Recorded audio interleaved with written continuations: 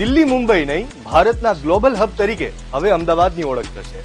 Commonwealth games 2030ની યજમાની મળતા જ ગુજરાતના વિકાસમાં એક નવો અધ્યાય લખાય. ફાસ્ટ્રેક મોડમાં અમદાવાદ શહેર આવી જશે. ઇન્વેસ્ટમેન્ટ માટે અમદાવાદ એક હોટ ડેસ્ટિનેશન બની રહેશે. આ મેગા ઇવેન્ટ્સથી હોટલ, ટુરિઝમ, ઇન્ફ્રાસ્ટ્રક્ચર અને રિયલ એસ્ટેટ જેવા ઉદ્યોગોમાં રોકેટ ગતિએ વધારો થવાની અપેક્ષા છે.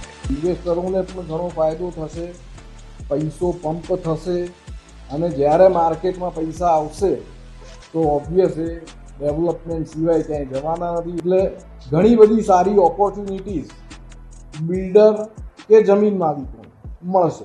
આજુબાજુના વિસ્તારોમાં જમીન મકાનના ભાવમાં 15 થી 20% સુધીનો તાત્કાલિક ઉછાળો આવી શકે છે. આ કોમનવેલ્થ આવવાથી ગુજરાતમાં રહેતો ગુજરાતી નહીં પણ બહાર રહેતો પણ ગુજરાતી અમદાવાદમાં આવીને ઇન્વેસ્ટમેન્ટ કરશે અને અમદાવાદમાં હવે ઘર લેવું એક પ્રાઉડ થઈ જશે. આવા સમયે જે રોકાણ કરવા માંગે છે તેમના માટે મોટેરા, ચાંદખેડા, ઝુંડાલ, વૈષ્ણોદેવી, ત્રાગડ, સરગાસણ સહિતના વિસ્તારો ફાયદાકારક રહેશે.